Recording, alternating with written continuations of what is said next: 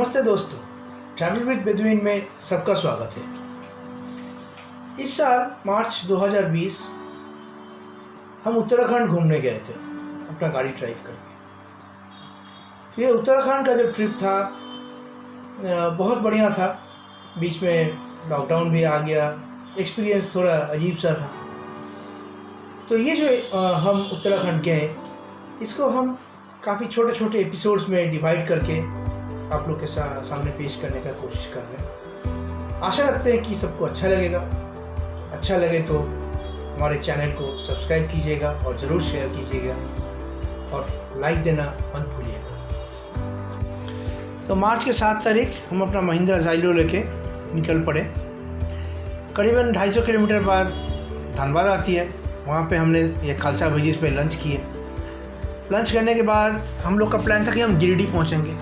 गिरिडीह में फ़ोन लगाए तो वहाँ पे जिस रिसोर्ट पे ठहरने का सोचे थे, वो लोग बताए कि शादी का बुकिंग है, इसलिए वो लोग रूम नहीं दे पाएंगे।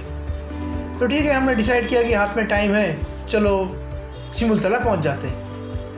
सिमुलतला में जो रिसोर्ट था, आनिया रिसोर्ट, वहाँ पे हमने फ़ोन किए तो वो लोग बोले कि आप आ जाइए, रूम मिल जाएगा। फिर रास्ता तो ठीक है, रास्ता बहुत बढ़िया था। रास्ते में कई नदियाँ, फिर यहाँ पे इस टाइम पलाश के फूल होते हैं, तो वो फूल भी रास्ते के साइड में दिखे। तो करीबन शाम को 7 बजे तक हम पहुंच गए आनिया रिसोर्ट। ये आनिया रिसोर्ट सिमुलतला का एकमात्र रिसोर्ट है जो काफ़ी बड़ा है और चारों ओर हरा भरा है। तो रात को हम यहाँ पे बहुत अच्छी तरह रुक गए। अगला दिन हमारा प्लान था कि हम देवघर चलेंगे। तो नाश्ता करने के बाद देवघर के लिए निकल पड़े।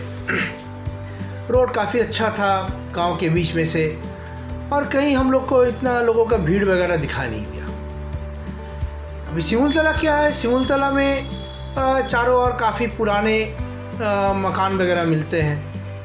क्या होता था, पुराने दिन लोग यहाँ पे चेंज के लिए आते थे, सेहत को अच्छा करने के लिए। तो उस टाइम पुराने ज़माने का बात है, लोग तो चले गए, लेकिन घर ऐसे ही है जिसका मेंटेनेंस भी नहीं है। तो चारों ओर बहुत सारे ऐसे घर दिखे जो भूत बंगला जैसे पड़ा हुआ है। तो गांव के बीच में से देवघर चल जाने में करीबन 40 मिनट का टाइम लगता है। तो हम देवघर पहुँचे।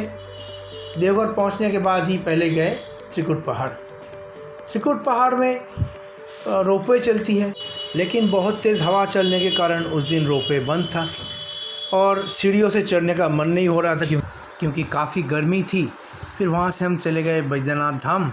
बैद्यनाथ धाम देख के शाम तक पहुँच गए टावर स्क्वायर, जहाँ पे बहुत भीड़ थी क्योंकि 2 दिन बाद होली का त्यौहार था।